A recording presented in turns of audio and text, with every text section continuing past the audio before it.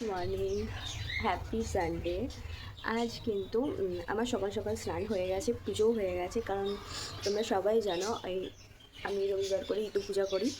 এই পুরো অঘ্রাণ মাসটা জুড়েই আমার এই পূজাটা চলবে এবং আমি কিন্তু নিরামিষ খাবো।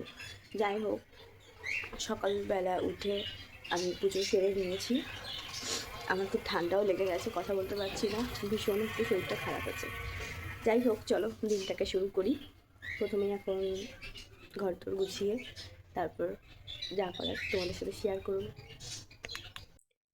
প্রথমে ঘরটাকে আসলে বিছানাটাকে আমি গুছিয়ে নিচ্ছি, ঘরটাকে বলছি। তারপর আমি চলে গেছিলাম পাখিদের খাবারটা দিতে।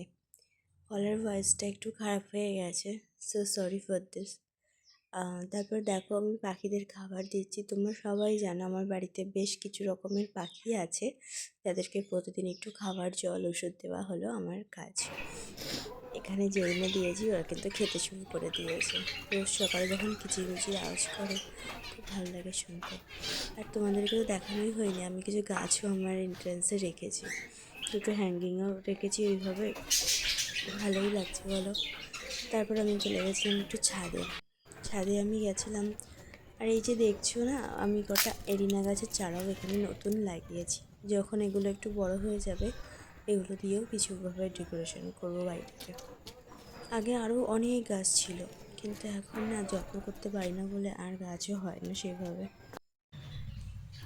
এগুলো কি বলো তো, এগুলো কিন্তু গাঁদা ফুলের পাপড়ি, যেটা আমি অনেক দিন ধরে গাঁদা ফুলগুলোকে আমি শুকাচ্ছি আর কি। আগে অনেকটাই ছিল, এখন শুকিয়ে একটু ছোট হয়ে এসছে, অনেকটা কমে এসছে। সঙ্গে এগুলো গোলাপের পাপড়িও। এগুলো দিয়ে না একটা জিনিস বানানো হবে, আর কি বানাবো সেটা তোমরা দেখতেই পাবে।